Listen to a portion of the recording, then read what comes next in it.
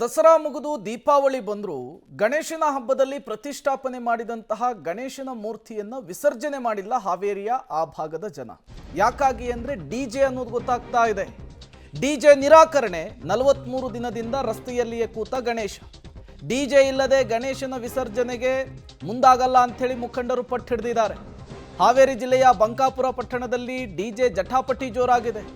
ಡಿಜೆಗೆ ಅನುಮತಿ ನೀಡದ ಪೊಲೀಸ್ ಇಲಾಖೆ ಡಿಜೆ ಇಲ್ಲದೆ ನಾವು ಗಣಪತಿ ವಿಸರ್ಜನೆ ಮಾಡಲ್ಲ ಅಂಥೇಳಿ ಇವರು ಪಟ್ಟಿಡಿದಿರುವಂಥದ್ದು. 43 ದಿನವಾಗಿದೆ.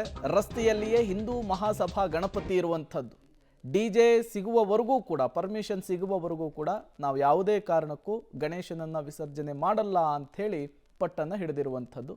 ಬೇರೆ ಬೇರೆ ಭಾಗದ ಜಿಲ್ಲೆಯ ಬೇರೆ ಬೇರೆ ಭಾಗದ ಜನರಿಗೆಲ್ಲ ಡಿಜೆ ಪರ್ಮಿಷನ್ ಕೊಟ್ಟಿದ್ದಾರೆ. ಬಟ್ ನಮಗೆ ಮಾತ್ರ ಕೊಟ್ಟಿಲ್ಲ, ಯಾಕೆ ಅನ್ನೋದು ಈಗ ಆ ಭಾಗದ ಜನರ ಪ್ರಶ್ನೆಯಾಗಿರುವಂಥದ್ದು.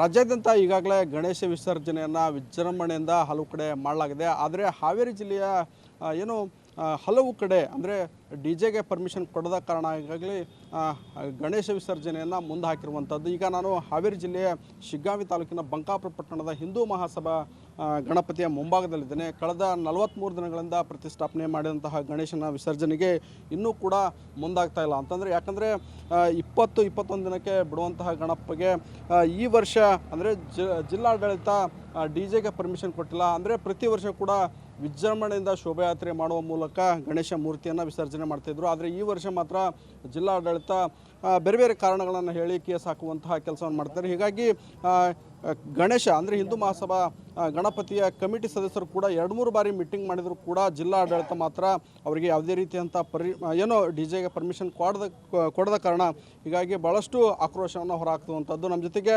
ಮುಖಂಡರಿದ್ದಾರೆ, ಅವರನ್ನು ಮಾತಾಡ್ಸೋಣ. ಸರ್, ಏನು ಕಾರಣ ಹೇಳ್ತಾ ಇದ್ದಾರೆ? ಈಗ 43 ಅಂದರೆ ಪ್ರತಿ ವರ್ಷ ನೀವು 21 ದಿನಕ್ಕೆ ವಿಸರ್ಜನೆ ಮಾಡ್ತಿದ್ರಿ, ಈಗ 43 ದಿನ ಕಳೆದರೂ ವಿಸರ್ಜನೆಗೆ ಮುಂದಾಗ್ತಾ ಇದ್ದಿಲ್ಲ, ಏನು ಹೇಳ್ತಾ ಇದ್ದಾರೆ ಸರ್? ಅವರು ಡಿಜೆಗೆ ಪರ್ಮಿಷನ್ ಕೊಡೋಲ್ಲ ಅಂತ ಒಂದು ಹೇಳ್ತಾರೆ. ನಮ್ಮದು ಕಮಿಟಿ ಏನು ಅದ, ಹಾವೇರಿ ಜಿಲ್ಲೆಯಲ್ಲಿ ಬೇರೆ ಕಡೆ ಕೊಟ್ಟಿದ್ದೀರಿ. ಅದು 2 ಬಾಕ್ಸು 3 ಬಾಕ್ಸು ಅದೆಲ್ಲ ಪ್ರಶ್ನೆ ಅಲ್ಲ. D G is D G ಒಂದೇ. ಡಿ ಜಿ 2 ಬಾಕ್ಸ್ ಹಾಕಿದ್ರು ಅಷ್ಟೇ, 3 ಬಾಕ್ಸ್ ಹಾಕಿದ್ರು ಅಷ್ಟೇ. ಡಿ ಜಿ ಹಚ್ಚಕ್ಕೆ ಪರ್ಮಿಷನ್ ಕೊಟ್ಟಿದ್ದಾರೆ, ಹೌದಲ್ವೋ? ಆಮೇಲೆ ಇನ್ನೊಂದು, ನಮ್ಮದು ಹಾವೇರಿ ಜಿಲ್ಲೆ ಐಜಿ ಕ್ಷೇತ್ರ ದಾವಣಗೆರೆ ಬರುತ್ತೆ.